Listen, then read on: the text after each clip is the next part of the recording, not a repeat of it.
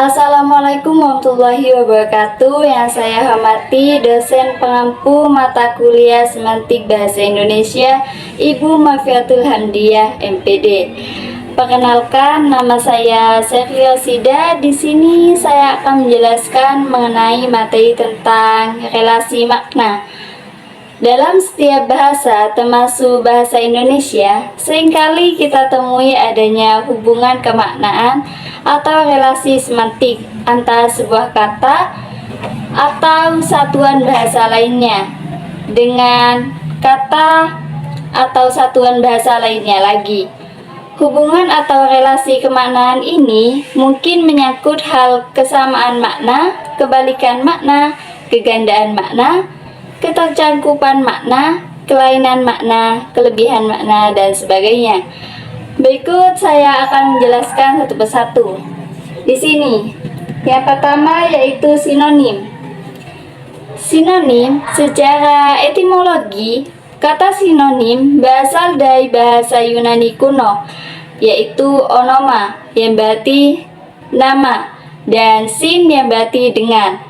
Maka secara harfiah, kata sinonim berarti nama lain untuk benda atau hal yang sama.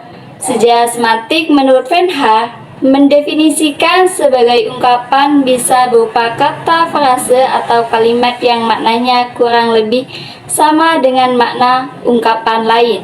Contohnya kata bunga. Contohnya kata bunga dan kembang adalah dua buah kata yang bersinonim. Hubungan makna antara dua buah kata yang bersinonim bersifat dua arah. Jadi kalau kata bunga bersinonim dengan kata kembang, maka kata kembang juga bersinonim dengan kata bunga. Tetapi kalau dua buah kata yang bersinonim tidak memiliki makna yang persis sama, maka timbul pertanyaan, yang sama apanya? Menurut teori Venhar, yang sama tentu adalah informasinya. Padahal informasi ini bukan makna, karena informasi bersifat ekstralingual, sedangkan makna bersifat intralingual. Misalnya, kata mati dan meninggal. Kata mati memiliki komponen makna, tiada bernyawa, dapat dikenakan terhadap apa saja, manusia, binatang, pohon, dan sebagainya. Sedangkan meninggal memiliki komponen makna tidak bernyawa, hanya dikenakan pada manusia. Maka dengan itu, kata mati dan meninggal hanya bersinonim pada komponen makna tiada bernyawa.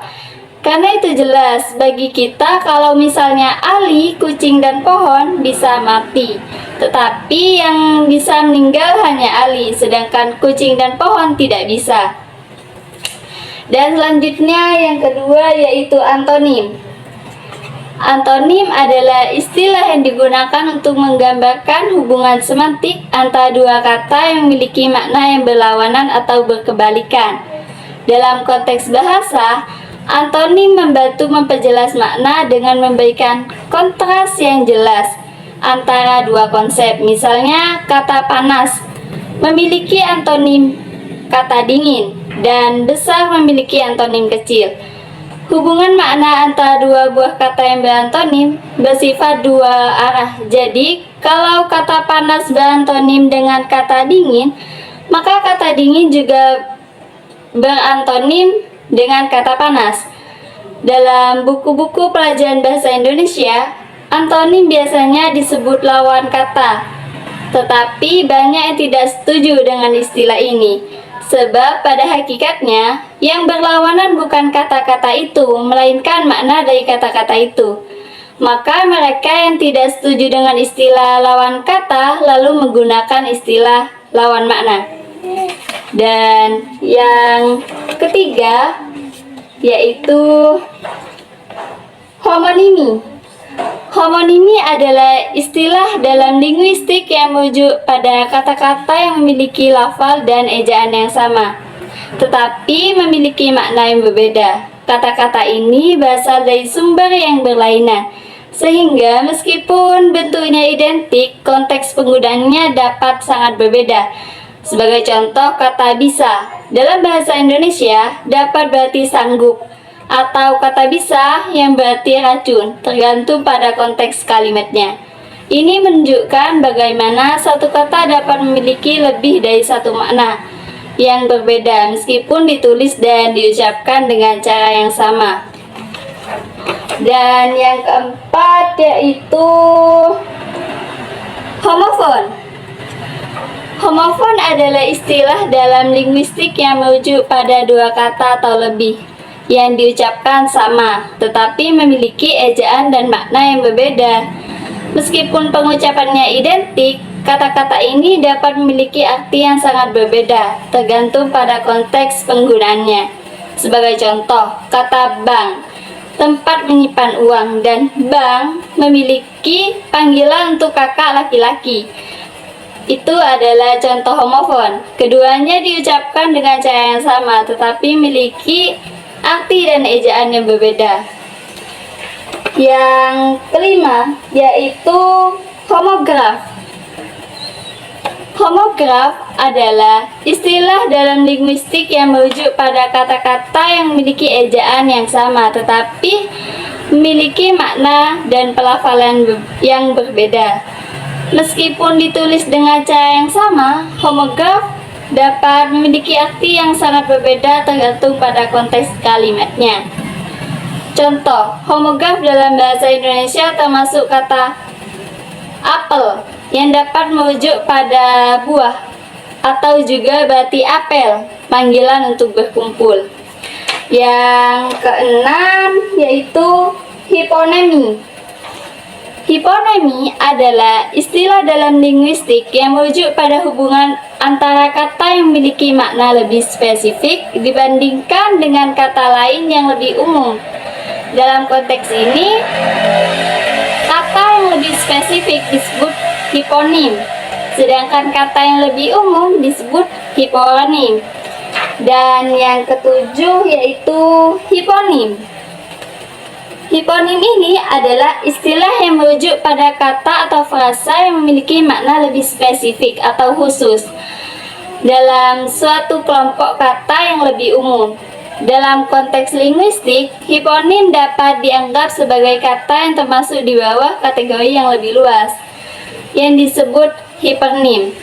Misalnya, kata kucing adalah hiponim, dan hipernim yaitu hewan, karena kucing merupakan jenis spesifik atau khusus dari hewan. Dan yang kedelapan yaitu hipernim. Hipernim ini adalah istilah yang digunakan untuk menggambarkan kata atau frasa yang memiliki makna yang lebih umum dan mencakup beberapa kata atau frasa yang lebih spesifik yang disebut hiponim. Dalam hubungan ini, hiponim berfungsi sebagai kategori yang lebih luas, di mana hiponim merupakan contoh atau bagian dari kategori tersebut. Misalnya, kata buah adalah hiponim yang mencakup hiponim seperti apel, jeruk, dan pisang. Yang kesembilan yaitu meronimi.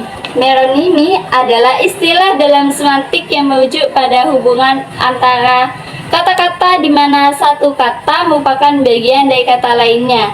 Dalam konteks ini, meronimi menunjukkan relasi hierarkis di mana satu entitas meronim adalah bagian dari entitas yang lebih besar, holonim. Misalnya kata roda adalah meronim dari mobil karena roda adalah bagian dari mobil. Dan yang ke-10 dan juga yang terakhir yaitu polisemi. Polisemi adalah istilah yang digunakan untuk menggambarkan suatu kata yang memiliki makna ganda atau lebih dari satu makna. Fenomena ini terjadi ketika satu kata dapat digunakan dalam berbagai konteks dengan arti yang berbeda. Tetapi biasanya ada hubungan atau keterkaitan antara makna-makna tersebut. Contohnya, kata kepala dapat merujuk pada bagian tubuh manusia, tetapi juga dapat berarti pemimpin suatu organisasi atau bagian atas dari sesuatu. Mungkin itu saja yang dapat saya sampaikan mengenai materi tentang relasi makna. Kurang lebihnya mohon maaf. Wassalamualaikum warahmatullahi wabarakatuh. Bye-bye.